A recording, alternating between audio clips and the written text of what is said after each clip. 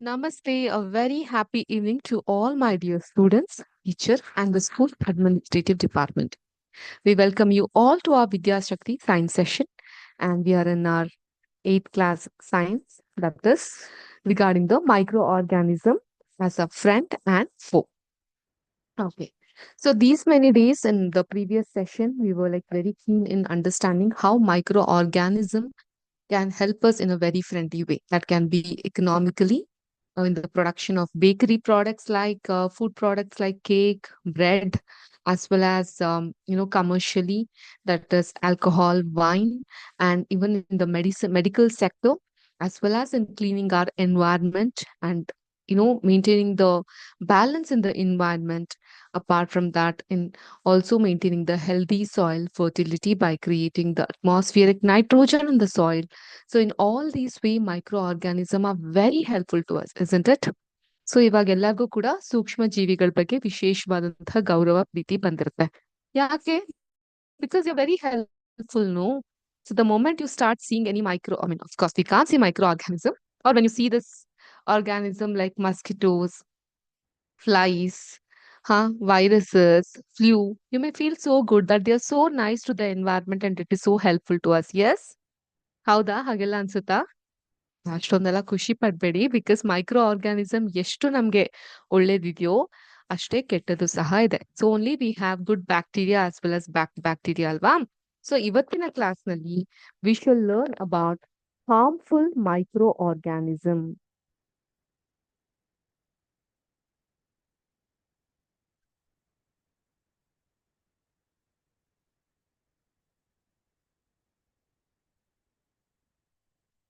ಈ micro organism ಸೂಕ್ಷ್ಮ ಜೀವಿಗಳು ಎಷ್ಟು ಸಹಾಯಕವಾಗಿದೆಯೋ ಅಷ್ಟೇ ಕೂಡ ಪ್ರಾಣಹಾನಿಯನ್ನು ಕೂಡ ಮಾಡಬಹುದು. ಅಷ್ಟು ಭಯಂಕರವಾದಂತಹ ಸೂಕ್ಷ್ಮ ಜೀವಿಗಳನ್ನ ನೀವು ಕಾಣಬಹುದು. So they are very harmful as well. But before I dive into this topic, I want to make a very special announcement or teaching for you regarding a very special person. So, what is the date today? 25th July. ಹೌದಾ? So Google ನ open ಮಾಡಿದ್ರೆ by chance ನಿಮ್ಗೆ ಅಲ್ಲೊಂದು doodle ಕಾಣುತ್ತೆ, ಒಬ್ರು ವ್ಯಕ್ತಿಯ doodle ಕಾಣುತ್ತೆ and ಪಕ್ಕದಲ್ಲಿ ಈ ರೀತಿಯ ಕಾಣುತ್ತೆ ನಿಮ್ಗೆ. ಇದಕ್ಕೆ ಈ ತರ ಇರುತ್ತೆ.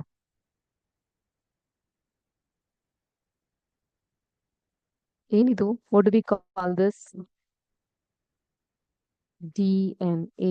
ಸೊ ಡಿ.ಎನ್.ಎ ಅಂತ ಹೇಳಿದ್ರೆ ಏನು? ಇದ್ರ ಬಗ್ಗೆ ಸವಿಸ್ತಾರವಾಗಿ will be learning in your 10th standard 10th class ಅಲ್ಲಿ you have a topic regarding this DNA, chromosomes and all that thing. But what is this and how is it related to 25th July? ಏನ್ ವಿಶೇಷತೆ ಇವತ್ತಿನ ದಿನದ ಬಗ್ಗೆ? Okay, I'll share you a picture. So ಯಾರು ಇವರು? You can see a person seeing in the microscope. I mean, observing something. Who is this person? Can anyone tell me? Or you can put the message in the comment box as well. So, who is that? Who is this person? Any guesses? She was a British chemist, okay? And her name is Rosalind Elsie Franklin. And she was born on 1920, 25th of July. So, today is her birthday. And amongst many people who have been awarded Nobel Awards, Rosalind is also one among them. But ironically, the award was given to her after her death. Post her death, she had received the Nobel Award. ಅಂಥದ್ದು ಏನ್ ಮಾಡಿದಾರೆ ಇವ್ರಿಗೆ Nobel award ಸಿಗುವಂತಹದ್ದು? ಯಾಕೆ Google ಅವ್ರಿಗೆ doodle ನ create ಮಾಡಿ ಇಷ್ಟೊಂದು respect ನ, ಗ್ರಾಟಿಟ್ಯೂಡ್ ನ ತೋರಿಸ್ತಾ ಇದ್ದಾರೆ ಅಂತ ಹೇಳಿದ್ರೆ, she was a British chemist and as well as x ray ಅಂತ ನಾವೇನ್ ಕರಿತೀವಿ. ಈಗ ಹುಷಾರಿಲ್ಲ ಹಾಸ್ಪಿಟ್ಲ್ಗೆ ಹೋದಾಗ ಒಂದು ಎಕ್ಸ್ರೇ ತೆಗೆಸ್ಕೊ ಬನ್ನಿ, ಕೈಯೋ ಕಾಲು ಬಿದ್ದು ಫ್ರಾಕ್ಚರ್ ಆಗಿದೆ ಒಂದು ಎಕ್ಸ್ರೇ ತೆಗಿರಿ ಅಂತ ಹೇಳ್ತಾರಲ್ವಾ. ಈ ಒಂದು ಎಕ್ಸ್ರೇಗೆ ಕನ್ನಡದಲ್ಲಿ ಏನಂತೀವಿ ಯಾರಿಗಾದ್ರೂ ಗೊತ್ತಿದ್ಯಾ? ಕ್ಷಕಿರಣ ಅಂತೀವಿ. ಕ್ಷಕಿರಣ. ಓಕೆ, ಎಕ್ಸ್ರೇ ಅಂದ್ರೆ ಕ್ಷಕಿರಣ. ಈ ಒಂದು ಎಕ್ಸ್ರೇ ಅಲ್ಲಿ ಕ್ರಿಸ್ಟಾಲೋಗ್ರಾಫರ್ ಆಗಿ ಇವರು ಕರ್ಸ್ಕೊಳ್ತಾರೆ. ಕ್ರಿಸ್ಟಾಲೋಗ್ರಾಫರ್ ಅಂದ್ರೆ ಸ್ಫಟಿಕ ಶಾಸ್ತ್ರಜ್ಞ. ಓಕೆ, ಸೊ ಏನಿದೆಲ್ಲ will be learning in your higher classes regarding this. But her research was instrumental to understand the molecular structure of DNA, RNA, viruses, coal, and graphite. So she was one of the pioneer in this DNA RNA viruses. Okay, though her contribution to the discovery of the structure of DNA were largely unrecognized during her lifetime, she is now widely acknowledged as a key player in the monumental scientific achievement. So ಕೆಲವೊಂದು ವ್ಯಕ್ತಿಗಳು ಹಾಗೆ ಅವ್ರು ಬದುಕಿರೋವರೆಗೂ ಮಾಡಿರುವಂತಹ ಸಾಧನೆ ಅಷ್ಟಾಗಿ ಬೆಳಕಿಗೆ ಬರೋದಿಲ್ಲ. But ಅದಾದ ನಂತರ ಅವರ ಸಾಧನೆ ಅವಿಸ್ಮರಣೀಯವಾಗಿ ಉಳಿದು ಹೋಗುತ್ತೆ. Science is one such field where the discovery or invention of this great scientist is still date remembered. Okay. So ಇವರ ಒಂದು ಕೀ ಕಾಂಟ್ರಿಬ್ಯೂಷನ್ ಬಗ್ಗೆ ನಾವು ಗಮನ ಹರಿಸೋದಾದ್ರೆ, ಶಿ ವಾಸ್ ಪಿಯೋನರಿಂಗ್ ಅಂದ್ರೆ ಮೊದಲಿಗರು ಅಂತ ಹೇಳ್ತೀವಲ್ಲ ಆತರ. ಓಕೆ, ಎಕ್ಸ್ರೇ ಡಿಫ್ರಾಕ್ಷನ್ ಸ್ಟಡೀಸ್ ಅಂತ ಮಾಡೋದ್ರ ಬಗ್ಗೆ, ಮತ್ತೆ DNA ಫೈಬರ್ಸ್ ಬಗ್ಗೆ, ಮತ್ತೆ ಫೋಟೋ 51 ಅಂತ ತುಂಬಾ ಫೇಮಸ್ ಇದೆ. See that's the clear images of DNA fibres. Okay, DNA ಅಂದ್ರೆ ಗೊತ್ತಿದ್ಯಾ ನಿಮ್ಗೆ? ಏನಿರ್ಬೋದು DNA ಅಂದ್ರೆ? Deoxy ribonucleic acid. Okay, I repeat, deoxyribonucleic acid. RNA is nothing but ribonucleic acid, whereas DNA is deoxyribonucleic acid. Okay, she was one of the pioneer in creating a very clear image of this DNA fiber and famously producing Photo 51, a groundbreaking X-ray diffraction image that revealed the helical structure of DNA. DNA ಯಾವ ರೀತಿ ಆಗಿದೆ ಅನ್ನೋದನ್ನ reveal ಮಾಡ್ತಾ ಬಂದ್ರು. And differentiating DNA forms. ಆಯ್ತಾ? So ಇಂತಹ ಎಲ್ಲ ದೊಡ್ಡ ಸಾಧನೆಯನ್ನ ಇವರು ಮಾಡಿದ್ದಾರೆ.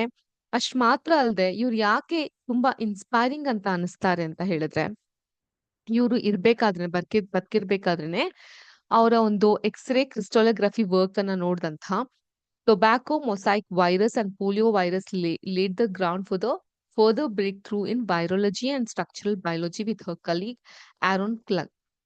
ಅದಾದ ನಂತರ she was found winning Nobel Prize, but it was too late post death. But ಈ ರೋಸ್ಲಿನ್ ಫ್ರಾಂಕ್ಲಿನ್ ಸ್ಟೋರಿ ಹೈಲೈಟ್ ಅಲ್ಲಿ ಏನು ತುಂಬಾ ನಮ್ಗೆ ಇನ್ಸ್ಪೈರಿಂಗ್ ಅನ್ಸೋದು ಅಂತ ಹೇಳಿದ್ರೆ, irrespective of the country reach, as a woman she had to face challenge in the field of science. ಆ ಒಂದು ಸಮಯದಲ್ಲಿ ಆಸ್ ಅ ವುಮೆನ್ ಇಷ್ಟೊಂದೆಲ್ಲ ಸಾಧನೆ ಮಾಡ್ಬೇಕಾದ್ರೆ she had to face a lot of challenges during her time, and yet she continues to inspire the aspiring scientists today. ಇವತ್ತಿನ ಯುವ ವಿಜ್ಞಾನಿಗಳೇನಿದ್ದಾರೆ ಅಥವಾ ನಿಮ್ಮಲ್ಲಿ ವಿಜ್ಞಾನದ ಆಸಕ್ತಿಗಳಿರಬಹುದು, ನಿಮ್ಮೆಲ್ಲರಿಗೂ ಕೂಡ ಅವರೊಂದು ಇನ್ಸ್ಪೈರಿಂಗ್ ಫಿಗರ್ ಆಗಿ ಇರ್ತಾರೆ. Her contribution have paved the way for numerous advances in genetics, biotechnology, and medicine. So this demonstrates the enduring impact of her pioneering research.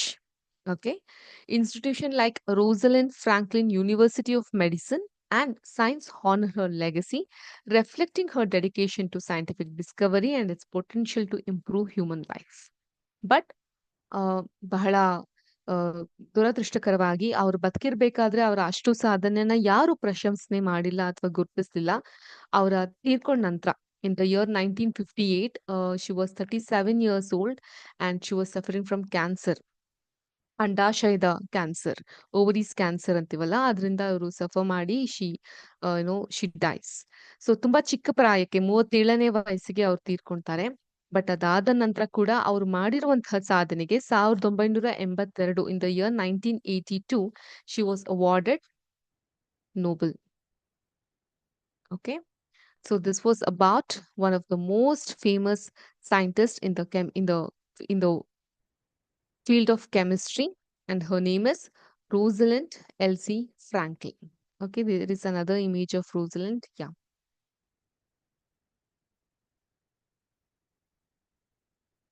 So I request our dear students to note this kind of eminence so that ನಿಮ್ಗೆ ಅದೊಂಥರ inspiring ಆಗಿರುತ್ತೆ. ಅಥವಾ ಸುಮ್ನೆ ಒಂದು ಗುರ್ತು picture ಇಲ್ಲದೆ ಬರೀ ಒಂದು ಟೆಕ್ಸ್ಟ್ ಬುಕ್ ಅಲ್ಲಿ ಒಂದು ಮೂಲೆಯಲ್ಲಿ ಒಬ್ರ ಸೈಂಟಿಸ್ಟ್ ನ ನೋಡಿ ಅದಾದ ನಂತರ ಓಕೆ ಇವರ ಸೈಂಟಿಸ್ಟು ಅನ್ನೋದ್ಕಿಂತ ಅವ್ರ ಬಗ್ಗೆ ಸ್ಥೂಲಂಕುಷವಾಗಿ ನೀವು ತಿಳ್ಕೊಂಡಿದ್ದಾಗ ನಿಮ್ಮ ಜ್ಞಾನಾರ್ಜನೆಯು ideologies towards the science and scientist improves. Okay, the name of the scientist is Rosalind Elsie Franklin. Okay, let me rewrite Franklin here. ಕಾಣ್ತಿಲ್ಲ ಅಲ್ವಾ?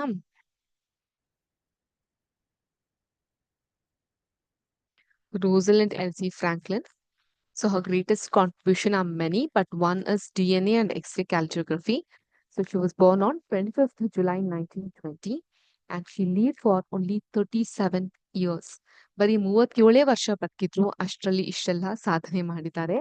So once again we wish ಈ ಮೂಲಕ ಅಂತ ಹೇಳ್ತಾ, ನಾವು let's get back to our topic, harmful micro organisms.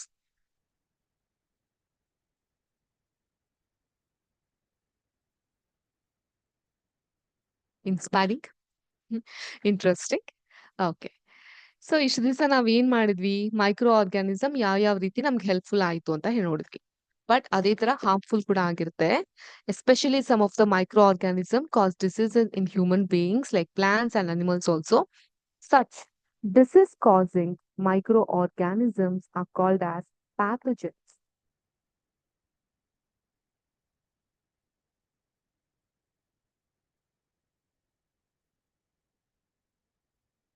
Pathogens ಅಂತ ಕರಿತೀವಿ. ಈ micro organism they spoil food, clothing and leather. ಕೆಲವೊಂದು ಲೆದರ್ ಬ್ಯಾಗ್ಸ್ ಗಳಿರುತ್ತೆ, ಸುಮಾರು ಹೊತ್ತು ನಾವು ಮಾಯಿಸ್ಟ್ ಅಲ್ಲಿ ಇಟ್ರೆ ಅದ್ರ ಮೇಲೆ ಫಂಗಸ್ ಗಳನ್ನ ನೋಡ್ಬೋದು ಅಥವಾ ಅದು ಹಾಳಾಗ್ಬಿಡುತ್ತೆ. ಇದ್ರ ಬಗ್ಗೆ ಮತ್ತಷ್ಟು ಸ್ಥೂಲವಾಗಿ ಇನ್ ಡೆಪ್ತ್ ಆಗಿ let us start studying. First, disease causing micro organism in human. ಮನುಷ್ಯರಲ್ಲಿ pathogens enter our body through the air we breathe. ಆಯ್ತಾ, ಒಂದ್ಸಲ ಯಾರಿಗಾದ್ರೂ ಕೋಲ್ಡ್ ಕಾಫ್ ಆಗಿದ್ರೆ ಇಮಿಡಿಯೇಟ್ ಆಗಿ ಇನ್ನೊಬ್ರಿಗೂ ಅವ್ರ ಪಕ್ಕದಲ್ಲಿ ಇರೋರ್ಗೂ ಆಗುತ್ತೆ. ಹೇಗೆ ಗಾಳಿ ಮುಖಾಂತರ ಈ ವೈರಾಣುಗಳು ಹರಡುತ್ತಲ್ವಾ. So pathogens enter our body through the air we breathe, the water we drink or the food we eat. They can also get transmitted by direct contact with an infected person or carried by an animal. Microbial diseases that can spread from an infected person to a healthy person through air, water, food or physical contact. So ಯಾವ್ಯಾವ ಮೂಲಕ ಬರ್ತದ ನಮ್ಗೆ? Air, water, contaminated water ಕುಡ್ದಾಗ cholera ಬರುತ್ತಲ್ವಾ. Air, water, food. ಕೆಲವೊಂದ್ಸಲ ನಾವು ಆಚೆ food ತಿಂದಾಗ ಡಿಸೆಂಟ್ರಿ, ಲೂಸ್ ಮೋಷನ್ಸ್ ಗಳೆಲ್ಲ ಆಗುತ್ತೆ. ಯಾಕೆ ಹಾಗಾಗುತ್ತೆ? ಅದರಲ್ಲಿ ವೈರಾಣುಗಳಿರುತ್ತೆ. ಅಥವಾ in physical contact of the person, ಆ ವ್ಯಕ್ತಿಗಳನ್ನ ಡೈರೆಕ್ಟ್ ಆಗಿ ಮುಟ್ಟೋದ್ರಿಂದ ಸಹ ನಮ್ಗೆ ಈ ಪ್ರಾಬ್ಲಮ್ಸ್ ಗಳು ಉಂಟಾಗುತ್ತೆ. So these contact are called as communicable diseases. Communicate ಆಗತ್ತಲ್ಲ ನಮ್ಗೆ, so we call it as communicable diseases.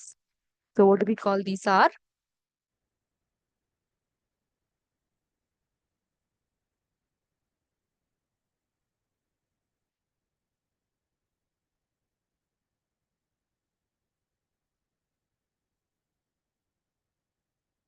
Communicable diseases ಅಂತ ನಾವ್ ಇದನ್ನ ಕರಿತೀವಿ. ಯಾಕೆ ಹಾಗೆ ಕರಿತೀವಿ ಇದನ್ನ ನಾವು? ಯಾಕಂದ್ರೆ ಇದು ಸಂಪರ್ಕದಿಂದ ಹರಡುತ್ತಲ್ವಾ, ಅದಕ್ಕೆ ನಾವ್ ಇದನ್ನ ಸಂಪರ್ಕದಿಂದ ಹರಡುವಂತಹ ರೋಗ ಅಥವಾ ಕಮ್ಯುನಿಕಬಲ್ ಡಿಸೀಸಸ್ ಅಂತ ಕರಿತೀನಿ.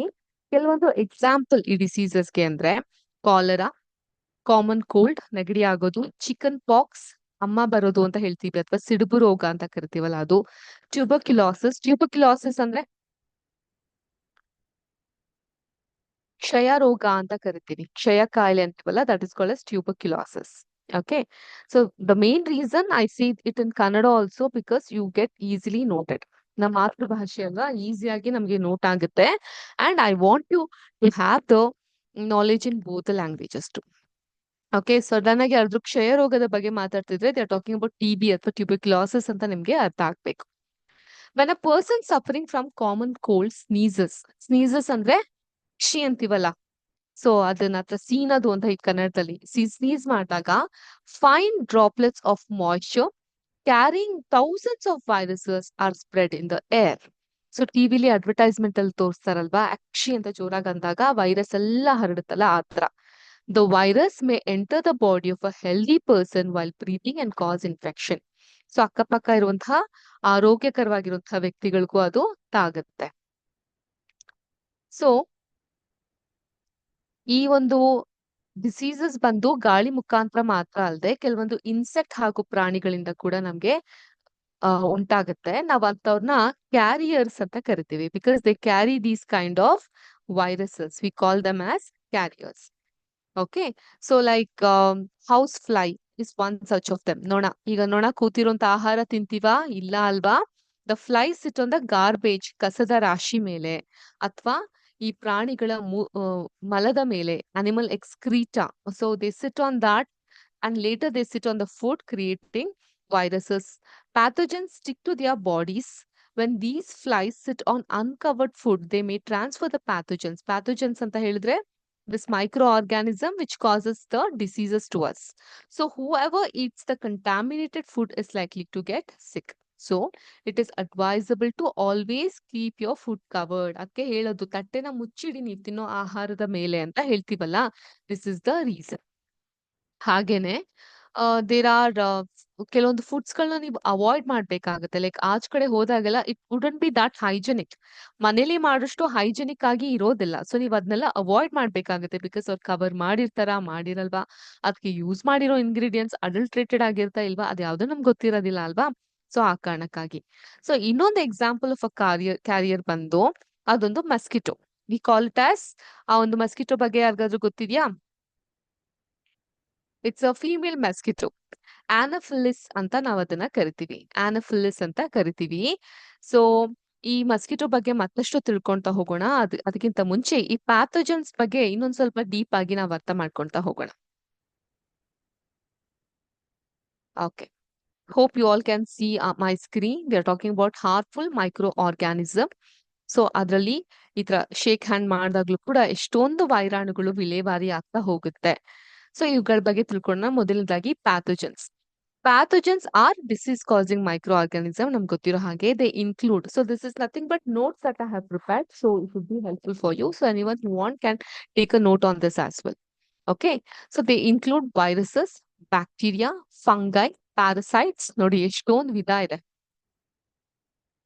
And even prions ಅಂದ್ರೆ ಇನ್ಫೆಕ್ಷಿಯಸ್ ಪ್ರೋಟೀನ್ಸ್. ಕೆಲವೊಂದು ಪ್ರೋಟೀನ್ಸ್ ನಮ್ಮ ದೇಹಕ್ಕೆ ಬರ್ದೇ ಇರಬಹುದು ಅಥವಾ ವಿಷಕಾರಿಯಾಗಿ ಸಂಭವಿಸಬಹುದು ಅಥವಾ ಟಾಕ್ಸಿಕೆಂಟ್ಸ್ ಆಗಿ ಟರ್ನ್ ಆಗಿಸಬಹುದು. ಅಂತಹದ್ದು ಕೂಡ ಇವು ಒಳಗೊಂಡಿರ್ತವೆ. These agents can infect humans, animals and plants, causing a wide range of illness. Okay, so pathogens thrive by invading a host body, evading its defenses and using its resources to reproduce and spread. ಒಂದು ಸಲ ನಮ್ಮ ದೇಹದ ಒಳಗೆ ಅದು ತಲುಪ್ತು ಅಂತ ಹೇಳಿದ್ರೆ ಅಲ್ಲೇ ಅದು ಬೀಡನ್ನ ಬಿಡುತ್ತೆ, ರೀಪ್ರೊಡಕ್ಷನ್ ಸಂತಾನೋತ್ಪತ್ತಿಯನ್ನ ಕೂಡ ಮಾಡುತ್ತೆ, ಎಲ್ಲೆಡೆ ಸ್ಪ್ರೆಡ್ ಆಗ್ತಾ ಬರುತ್ತೆ. ಆದ್ರಿಂದ pathogens enter the body often through various route like skin contact. ನಾ ಆಗ್ಲೇ ಹೇಳ್ದಂಗೆ ದೀಸ್ ಆರ್ ಕಮ್ಯುನಿಕಬಲ್ ಡಿಸೀಸಸ್, ಅಂದ್ರೆ ಸಂಪರ್ಕ ಸಹಿತವಾದಂತಹ ಕಾಯಿಲೆಗಳಲ್ವಾ. ಅದರಿಂದ ಬಾಡಿ ಫ್ಲೂಯಿಡ್ಸ್ ಇಂದ ಏರ್ ಬಾರ್ನ್ ಪಾರ್ಟಿಕಲ್ಸ್, ಕೋಲ್ಡ್ ಆದಾಗ ಸ್ನೀಸ್ ಮಾಡೋದು, ಅದು ಗಾಳಿ ಮೂಲಕ ತಲುಪೋದು, ಈ ರೀತಿಯಾಗಿ. ಅಂಡ್ ಏನ್ ಮಾಡುತ್ತೆ ಇದು? ನಮ್ಮ ದೇಹದ ರೋಗ ನಿರೋಧಕ ಶಕ್ತಿ, our body's immune system is being hacked. And once inside, pathogen use the host resources to replicate and multiply. So ನಮ್ಮ ದೇಹದಲ್ಲಿ ಅದು ಇನ್ನೂ ಜಾಸ್ತಿ ಆಗ್ತಾ ಬರುತ್ತೆ. And the pathogens presence and activity can lead to tissue damage, inflammation. Okay, have to talk about inflammation. So ಸಾಮಾನ್ಯವಾಗಿ ನಮ್ಗೆ ಏನೋ ಒಂದು ಜ್ವರ ಬಂತು, ಬಿಟ್ಟು ಬಿಟ್ಟು ಬರ್ತಾ ಇದೆ ಜ್ವರ. ಅಂದ್ರೆ ಬೆಳಗ್ಗೆ ಎಲ್ಲ ಆರಾಮಾಗಿರ್ತೀರಾ, ರಾತ್ರಿ ಆದ ತಕ್ಷಣ ಜ್ವರ ಬರ್ತದೆ. ಯಾರಿಗಾದ್ರೂ ಈ ತರ ಅನುಭವ ಆಗಿದ್ಯಾ? ಸೊ ಹೀಗಿದ್ದಾಗ ಡಾಕ್ಟರ್ ಏನಂತ ಹೇಳ್ತಾರೆ? ವೈರಲ್ ಫೀವರ್ ಬಂದಿದೆ. ಸೊ ಬರೀ ಮೆಡಿಸಿನ್, ಆಂಟಿಬಯೋಟಿಕ್ಸ್, ಇಂಜೆಕ್ಷನ್ಸ್ ಕೊಟ್ಟು ಅವ್ರು ಕಳ್ಸಲ್ಲ, ಬದಲಿಗೆ ಒಂದು ಬ್ಲಡ್ ಟೆಸ್ಟ್ ಮಾಡಿಸ್ಬೇಕು ಅಂತ ಹೇಳ್ತಾರೆ. Okay, so when they recommend for the blood test ಅಲ್ಲಿ ನಿಮ್ಮ ದೇಹದಲ್ಲಿ ಇರುವಂತಹ ಇನ್ಫ್ಲಮೇಷನ್ ಕೌಂಟ್ ಆರ್ ಇನ್ಫೆಕ್ಷನ್ ಯಾವ ಮಟ್ಟದಲ್ಲಿ ಇದೆ ಅನ್ನೋದನ್ನ ಅವ್ರು ಕಲೆಕ್ಟ್ ಮಾಡ್ತಾರೆ. Okay, so and that inflammation rate ಮೇಲೆ ನಮ್ಗೆ ಎಷ್ಟು ವೈರಾಣುಗಳು ನಮ್ಮ ದೇಹದಲ್ಲಿ ತಲುಪಿದೆ ಮತ್ತೆ ಯಾವ ತರನಾದಂತಹ ವೈರಾಣು, which type of virus is there in the body ಅವರು ಕನ್ಸಿಡರ್ ಮಾಡ್ತಾರೆ. ಸೊ ಇನ್ಫ್ಲಮೇಷನ್ ಅಂತ ಹೇಳಿದ್ರೆ ಇನ್ಫೆಕ್ಷನ್ ನ ರೇಸ್ ಮಾಡೋದು ಬಾಡಿಲಿ. ಸೊ ಅವಾಗ ನಮ್ಗೆ ತುರ್ಕೆ ತರ ಆಗುತ್ತೆ, ಇಲ್ಲ ವಿಪರೀತವಾದ ಜ್ವರ ಬರುತ್ತೆ, ಇಲ್ಲ ಸುಸ್ತಾಗ್ತಾ ಇರುತ್ತೆ, ಯು ಫೀಲ್ ವೆರಿ ಡಿಸಿನೆಸ್ ತರ ಆಗ್ತಾ ಇರುತ್ತೆ, ಕೈ ಕಾಲು ಗಂಟುಗಳಲ್ಲಿ ನೋವು ಆಗ್ತಿರುತ್ತೆ, ಜಾಯಿಂಟ್ ಪೇನ್ಸ್ ಆಗ್ತಿರುತ್ತೆ, ಫಿಂಗರ್ ಪೇನ್ ಆಗ್ತಿರುತ್ತೆ. ಓಕೆ, ಅಂಡ್ ವೇರಿಯಸ್ ಡಿಸೀಸಸ್ ನ ಈ ಪ್ಯಾಥೋಜನ್ಸ್ ನಮ್ಗೆ ತಂದೊಡ್ಡುತ್ತೆ. Next, let us learn about the type of pathogens. Bacteria, single celled ಅಂದ್ರೆ ಏಕಕೋಶೀಯ ಜೀವಿಗಳು ಅಂತೀವಲ್ಲ, single celled organism that can cause a variety of illness, some of which can be treated with antibiotics. Okay, next, viruses bandu non-living infectious agents that require a host cell to reproduce and cause a wide range of diseases. Fungi, eukaryotic organisms, some of which can cause infection like athlete's foot or yeast infection. ಆ ಕಾಲ ಸಂಧಿಗಳಲ್ಲಿ, ಬೆರಳುಗಳ ಸಂಧಿಗಳಲ್ಲಿ ತೇವಾಂಶ ಭರಿತವಾಗಿರುತ್ತೆ ಅಥವಾ ತೂತು ಬೀಳೋದು ಇವೆಲ್ಲ ಸಂಭವಿಸುತ್ತೆ fungi infection ಆದಾಗ. Okay, ತುಂಬಾ ತೇವಾಂಶ ಭರಿತವಾಗಿರುವಂತಹ ಜಾಗದಲ್ಲಿ ಇದ್ದವ್ರಿಗೆ ಕಾಲ್ಗಳ ಬೆರಳುಗಳ ಸಂಧಿಗಳಲ್ಲಿ ಒಂದ್ ರೀತಿ ತೂತ್ ಬಿದ್ದಂಗ್ ಆಗಿರುತ್ತೆ. ಸೊ ಅದಕ್ಕೆ ಡಾಕ್ಟರ್ಸ್ ಕೆಲವೊಂದು ಪೌಡರ್ಸ್ ಗಳನ್ನ ಕೊಡ್ತಾರೆ. They suggest certain creams and powders to reduce that fungus infection ಆಗಿದೆ ಅಂತ ಇರ್ತಾರಲ್ಲ ಇದಕ್ಕೆ. ಪ್ಯಾರಸೈಟ್ಸ್. ಪ್ಯಾರಸೈಟ್ಸ್ ಅಂದ್ರೆ, ಸೊ ನಾ ಆಗ್ಲೇ ಹೇಳ್ದೆ ಮಸ್ಕಿಟೋಸ್ ಬಗ್ಗೆ ಹೇಳ್ದೆ, ಮಲೇರಿಯಾ ಕಾಸ್ ಮಾಡೋ ಮಸ್ಕಿಟೋಸ್ ಬಗ್ಗೆ ಹೇಳ್ದೆ. ಅಂದ್ರೆ ಈ ಒಂದು ಜೀವಿಗಳಿಗೆ ಏನಾಗುತ್ತೆ that live on or in a host and obtain nourishment from it causing diseases like malaria. So ಸೊಳ್ಳೆಗಳಿಗೆಲ್ಲ ಆಹಾರ ಏನಾಗುತ್ತೆ, ನಮ್ಮ ರಕ್ತವನ್ನ ಹೀರದಲ್ವಾ. ಸೊ ಅಂತವನ್ನ ನಾವು ಪ್ಯಾರಸೈಟ್ಸ್ ಅಂತ ಕರಿತೀವಿ. ಅದೇ ತರ ಪ್ರಿಯಾನ್ಸ್. ಪ್ರಿಯಾನ್ಸ್ ಬಂದು it's abnormal infectious protein that can cause rare but fatal brain diseases. ಇದು ಹೆಚ್ಚಾಗಿ ಇಲ್ದೇ ಇರೋ ಕಾರಣದಿಂದ ಬಹಳ ಕಮ್ಮಿ ವರ್ಡ್ ಅನ್ನ ನೀವು ಕೇಳಿರ್ತೀರಾ. ಅದನ್ನ ಹೊರತುಪಡಿಸಿ it's very important for you also to know about bacteria, viruses, fungi, parasites. Okay, ಈಗ how do they spread ma'am, how does this happen? ಒಂದು direct contact, physical contact with an infected person or animal. Indirect contact ಬಂದು touching contaminated surface or object. ಈಗ Covid ನೆನ್ಪಿದ್ಯಾ? Corona ಆದಾಗ ಏನೆಲ್ಲ clean ಮಾಡ್ತಾ ಇದ್ರು ಮಕ್ಳೇ? The door, the knob of the door, handle of the door, chair, ಎಲ್ಲಾ ಕಡೆನೂ ಸ್ಯಾನಿಟೈಸರ್ ಸ್ಪ್ರೇ ಮಾಡಿದ್ದು because we never knew where the virus would exist ಅಂತ ಅಲ್ವಾ. So when you touch that contaminated surfaces or object you may get affected by the disease. Airborne ಅಂತ ಹೇಳಿದ್ರೆ to respiratory droplets. ಆಗ್ಲೇ ನಾವು text book ಅಲ್ಲಿ ನೋಡ್ದಂಗೆ ಉಚ್ಚಿ ಅಂತ ಹೇಳಿದಾಗ, ಸ್ನೀಸ್ ಮಾಡಿದಾಗ ಈ ಒಂದು ಡ್ರಾಪ್ಲೆಟ್ಸ್ ರಿಲೀಸ್ ಆಗುತ್ತೆ which infect the person coughs or sneezes. ಮತ್ತೆ ಫುಡ್ ಅಂಡ್ ವಾಟರ್ ಕಂಟಾಮಿನೇಟೆಡ್. ನಾವ್ ಅದಕ್ಕೆ ಹೇಳೋದು ಆಚ ಕಡೆ ತಿಂಡಿಗಳನ್ನ ಜಾಸ್ತಿ ತಿನ್ಬೇಡಿ, ನೀರ್ನ ಕುದಿಸಿ ಕುಡೀರಿ ಅಂತ ಹೇಳ್ತಾರಲ್ಲ. This is the reason, because of contaminated food or water these pathogens can get transmitted.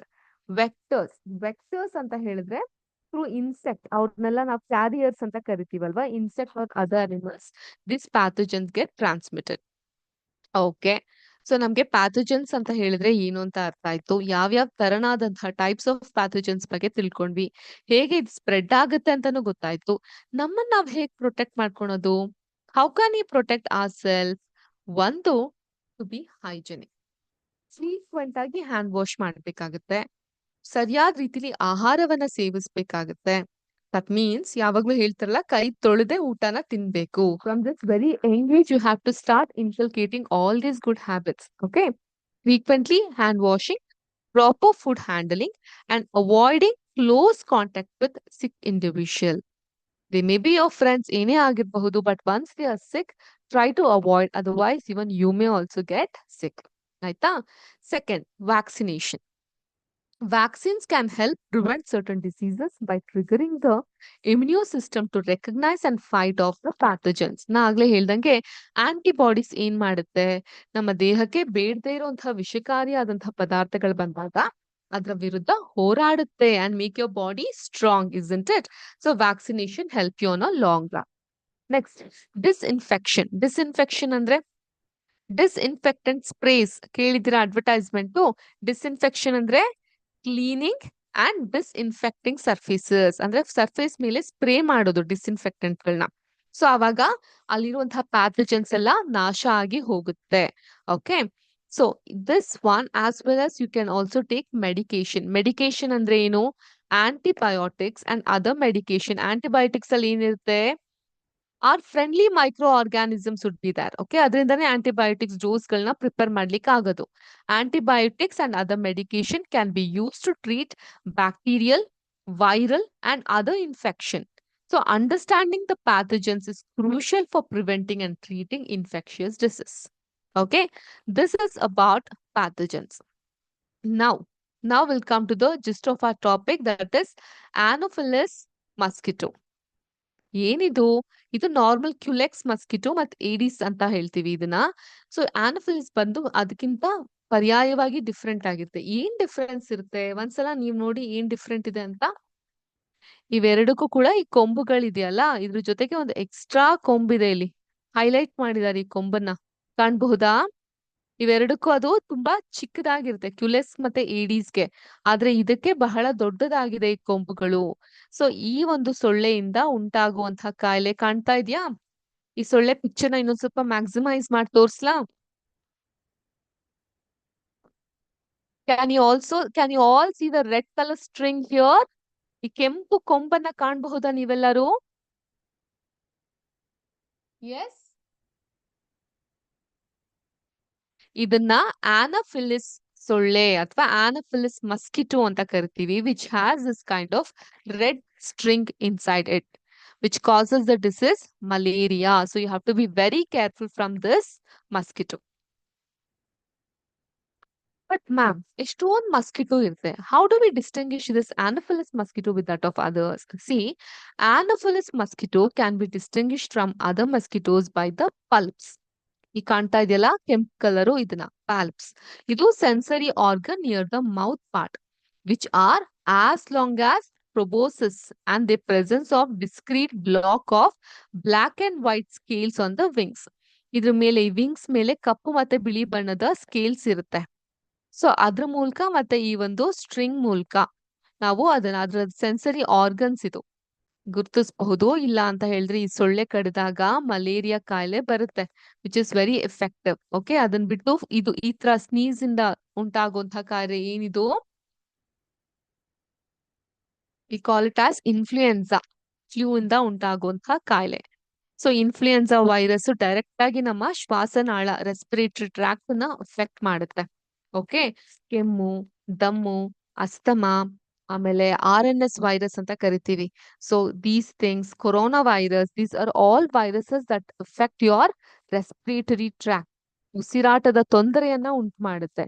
So it's very very important for all of us to safeguard our self and our surroundings from these kind of diseases. Okay, ಈಗ ನಮ್ಮ text book ಅನ್ನ observe ಮಾಡಿದಾಗ we have information about this mosquito.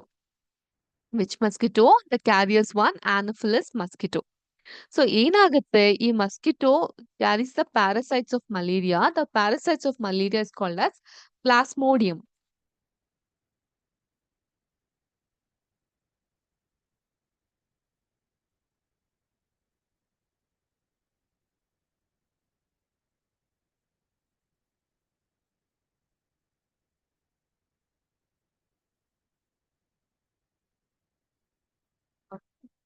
The female Aedes. Aedes mosquito I have shown you in the image here. Okay, I'll re-show you again.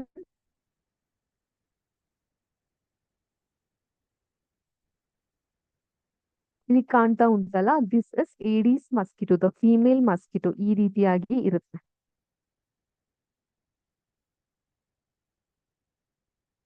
ಇದ್ರ ಕೊಂಬನ್ನ ನೋಡಿ ಇಷ್ಟು ಸೂಕ್ಷ್ಮವಾಗಿ ಕೊಟ್ಟಿದ್ದಾರೆ, ಈ ರೀತಿಯಾಗಿ ಇರುತ್ತೆ ಅಂತ ಅನ್ಬಿಟ್ಟು. ಆದ್ರೆ ಈ ಒಂದು ಆನಫಿಲಿಸ್ ಸೊಳ್ಳೆ ಕೊಂಬು ಎಷ್ಟು ದೊಡ್ಡದಾಗಿರುತ್ತೆ. ಇಲ್ಲಿ ಕಾಣ್ತಾ ಇದೆಲ್ಲ ನಿಮ್ಗೆ ವ್ಯತ್ಯಾಸ. ಸೊ ಏನಾಗುತ್ತೆ, ಈ female Aedes mosquito acts as a carrier of dengue virus. Aedes ಕೂಡ ಅಷ್ಟೇ ಡೇಂಜರಸ್, ಅದು ಡೆಂಗ್ಯೂ ವೈರಸ್ ಅನ್ನ ಕ್ಯಾರಿ ಮಾಡುತ್ತೆ.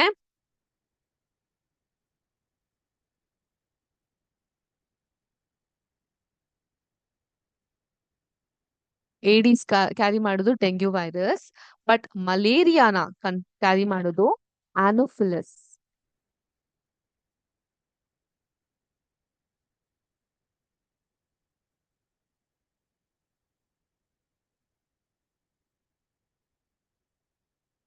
ಅಂಡ್ ಆನೋಫಿಲಸ್ ಮಸ್ಕಿಟೋನ ಬೇರೆ ಮಸ್ಕಿಟೋ ಜೊತೆ ಹೇಗೆ ಡಿಫ್ರೆನ್ಶಿಯೇಟ್ ಮಾಡ್ತೀರಾ? Because of its palps are sensory organs. Okay, so all mosquitoes breed in water. ಎಲ್ಲಾದ್ರೂ ಕೊಳಕಂತಹ ನೀರಿದ್ರೆ ಅಥವಾ ನಿಂತ ನೀರ್ಗಳಿದ್ರೆ, ಟೈರ್ ಕೆಳಗಡೆ ನೀರ್ಗಳಿದ್ರೆ ಅಂತ ಜಾಗದಲ್ಲಿ ಮಸ್ಕಿಟೋಸ್ ಬೆಳವಣಿಗೆ ಆಗುತ್ತೆ. ಆದ್ರಿಂದ one should not let water collect anywhere in coolers, tyres, flower pot, etcetera. By keeping the surroundings clean and dry, we can prevent mosquitoes from breeding. Try to make a list of measures which help to avoid the spread of malaria. So ಒಂದ್ ಕಡೆಯಿಂದ ನಮ್ಮ surroundings ನ ನಾವು neat and clean ಆಗಿ ಇಟ್ಕೊಂಡಿರ್ಬೇಕು. ಇನ್ನೊಂದ್ ಕಡೆ ಈ mosquito ರೆಪಲೆಂಟ್ಸ್ ಗಳು ಬರುತ್ತೆ, ಸೊ ಅದನ್ನ ಕೂಡ ನಾವು ಬಳಸ್ತಾ ಹೋಗಬಹುದು. ನಿಮ್ಮ ಟೆಕ್ಸ್ಟ್ ಬುಕ್ ಅಲ್ಲಿ there is a chart where I have explain the common human diseases caused by microorganism. Will quickly read about it. It's in page number 24. You can go through this. Tuberculosis ಅಂತ ಇದೆ. Okay, tuberculosis ಅಂದ್ರೆ ನಾನು ಏನ್ ಹೇಳ್ದೆ ಆಗ್ಲೇ, ಕ್ಷಯ. Measles ಅಂದ್ರೆ ದಡಾರ ಕಾಯಿಲೆ ಅಂತ ಹೇಳ್ತೀವಿ. ಕೇಳಿದ್ರೆ ವ್ಯಾಕ್ಸಿನೇಷನ್, ದಡಾರ ಮತ್ತೆ ರುಬೇಲಾ ರೋಗಕ್ಕೆ ವ್ಯಾಕ್ಸಿನೇಷನ್, ಮೀಸಲ್ಸ್ ಅಂಡ್ ರುಬೇಲಾ ರೋಗಗಳಿಗೆ ವ್ಯಾಕ್ಸಿನೇಷನ್ ಅಂತ ಕೇಳಿದ್ದೀರಾ. ಚಿಕನ್ ಪಾಕ್ಸ್, ಸಿಡುಬು ರೋಗ ಅಂತೀವಿ, ಪೋಲಿಯೋ, ಕಾಲರಾ, ಟೈಫಾಯ್ಡ್. ಟೈಫಾಯ್ಡ್ ಅಂದ್ರೆ ಶೀತ ಜ್ವರ, ಚಳಿ ಜ್ವರ ಅಂತೀವಲ್ಲ ಅದು. ಹೆಪಟೈಟಿಸ್ ಎ ಇದೆ, ಮಲೇರಿಯಾ ಇದೆ. ಸೊ ಇವೆಲ್ಲ ಯಾವ ಒಂದು ಬ್ಯಾಕ್ಟೀರಿಯಾ ವರ್ಗಕ್ಕೆ ಸೇರುತ್ತೆ, and how do they transmit the diseases, and what are the preventive measures? All these things let us learn in our next class. So this is the end of today's session. Hope this session was very interesting to you. And in case of any opinions, you feel free to revert to us in the comment box or to the concerned department head. Okay. Thank you so much for attending the session. Wish you all a very happy weekend. I would like to welcome our next tutor and and say bye to all of you. Jai Hind, Jai Karnataka Mate, Jai Vidya Shakti. Namaskara.